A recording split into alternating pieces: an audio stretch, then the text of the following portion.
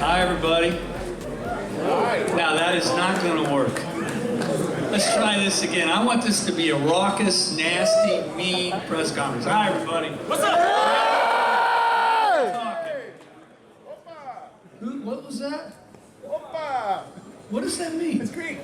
And what does it mean? You're an asshole? What does that mean? What does it mean? Oh, it's like a hooray. Teach us. Opa! That's good. All right, we did good. Now look, that's how I want this to go, all right? It's our 35th anniversary. And I'm somebody that lives in the moment and doesn't worry about the past. And for me, okay, I didn't even know it was 35 years had gone by. But outside, the guitar that I got the orders to start this company is in that case. If anybody steals it, I'll come kill you. What? Watch it. So, when I see that, I get nostalgic about what's happened. And I feel very appreciative. I wanted to thank everybody for coming. And we've decided as a company we're going to celebrate this 35th anniversary with a bunch of guitars, 4 guitars specifically. And we have what we call our core line. So the word core comes from the core of your being. Like if you abandon the thing you started with, you'll lose your company. So we call it our core, and that's what's over here. We have a 35th anniversary custom 24 core guitar in S2, which was the reason we built the new factory, so we could offer you an extraordinary Maryland-built guitar for half the money. We have a 35th S2 custom 24. In our SE line, which are the guitars that are made under our direction but not in Maryland, we have a 35th SE custom 24. And then we have a private stock guitar. And now that sounds like Animal House, be careful. You guys aren't even laughing, there's feedback in the movie. All right.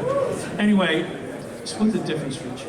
So, can you turn it up a little bit? So, we've done 9 dragons.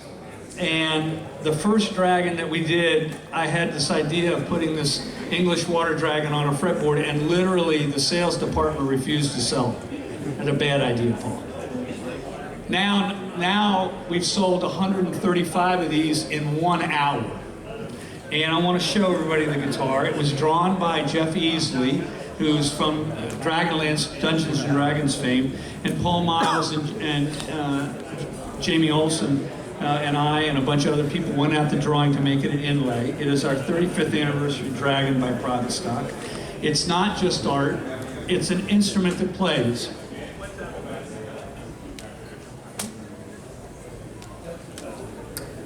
I don't know if you can see it, but there's a tremendous amount of work in this beautiful instrument. And for me, I don't want to just make a piece of art that ends up in a museum. I want to make a guitar that works and plays. So I'm going to play it for all y'all.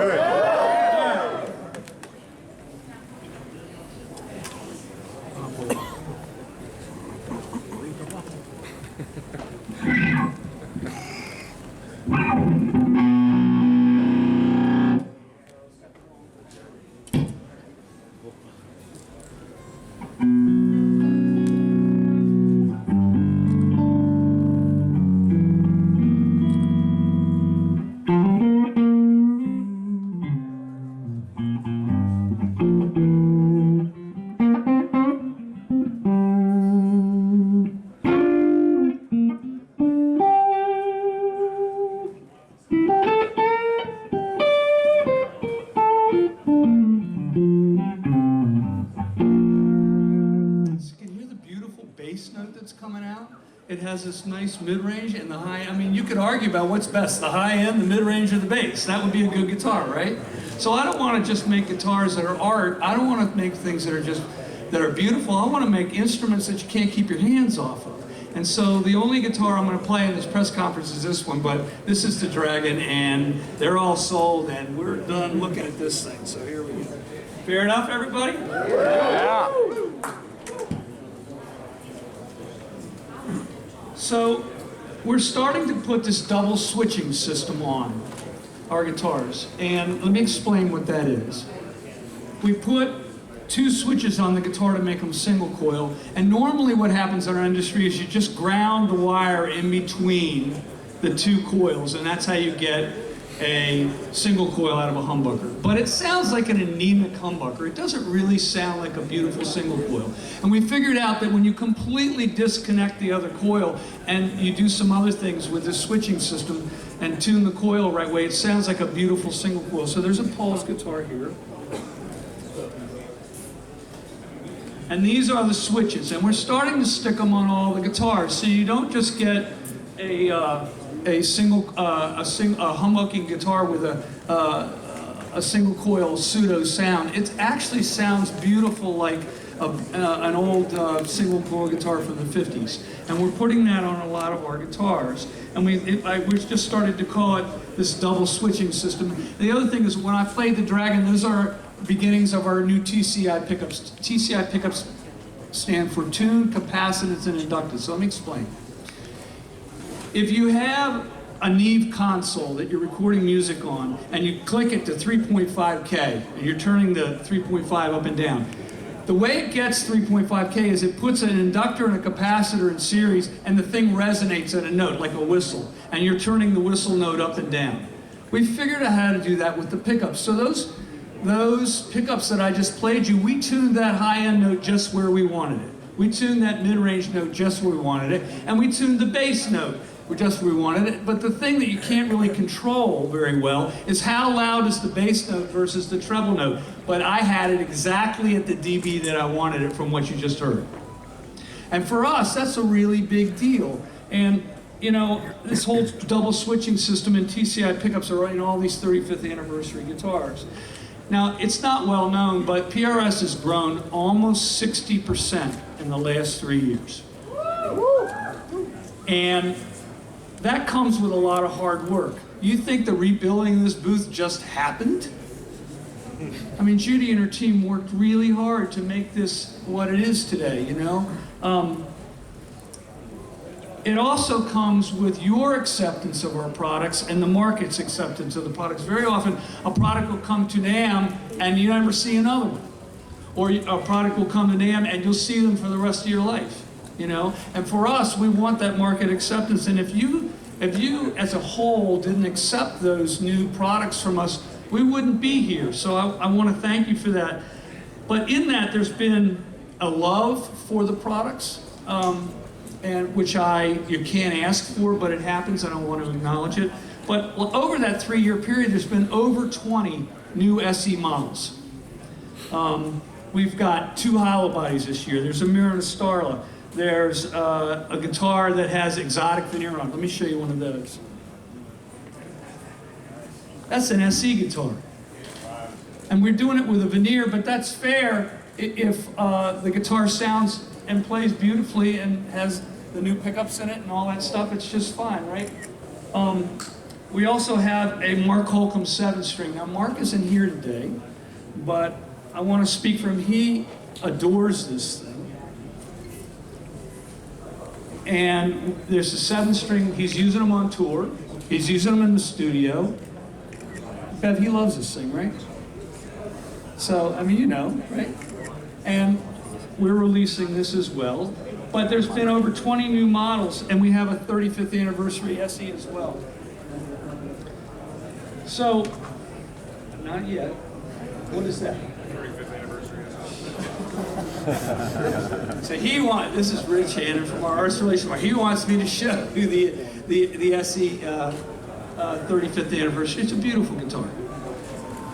It'd be kind of hard to know where it was made just by looking at it. You're going to have to look at the logos on it. We're getting very close with this stuff. And Jack Higginbotham, who has done an unbelievably good job with Doug Scheib growing this whole SE line, should be very proud of it as well. So we've made a big change in Maryland. And that is that we've switched the entire finish system over to a different paint. So let me explain. In the 50s, they would take nitrocellulose lacquer and they would mix a powder with it so it was easy to sand. And then Gibson, it's not well known, but in the wintertime, Gibson would have to wait to ship the guitars if it wasn't cold because they would crack on the way, and they would send the trucks through the southern route so the guitars didn't crack. So there was this problem with the finishes cracking. If you get an old guitar, and a vintage guitar that hasn't cracked, you don't want it. But if I shipped you a cracked guitar, you'd kill me, right? So this whole thing with nitro is a complicated game because you have to add stuff to it so it doesn't crack, but you want it still to be crystalline, and it's not so easy to do. And so we've converted our finish system at PRS almost entirely over to the same thing that Fender used in around 1964. It's a slightly catalyzed base coat and a nitro top coat. And these guitars that are in the room that are in Core and in S2 are all this new finish. Most of these guitars, I'm going to show you this new finish. It's not so easy to take a big ship that's making 100 guitars a day and change the system up. But we've done it and we're proud of it. And I wanted to mention that to everybody. To that end, we changed the finish system over slowly, also over on John Mayer's guitars also, because that's something that's made. And we just got done working with him for over a year on a maple fretboard Silver Sky, which we are releasing today. Yeah. So, how many orders have we gotten on this thing already? It's already 1,000, right? It's over 1,000 in like a day. I like when John lifts his little finger and we get 1,000 orders. So, to that end, this is called a Nebula. And we sold all these, right, Bev? How many were there? 500. So we sold 500 of these in another minute. And what it happens is it's called a flip-flop paint in the car business, where as you change the direction, it changes the color that it is. It's not so easy to do in nitro. It's not done normally with nitro. It's usually done with acrylic urethane. And this was a tremendous amount of time and energy put into these things. It's an incredible value that you can get these kind of trick car paint on a guitar for only $100 more. And we're really pleased with this, and we've sold them all. Now that doesn't mean they're sold. What that means is we have an order for 500 of them. We still have to make them. Then the dealers still have to buy them, and then you guys have to take them from the dealers. So this is the beginning of the process.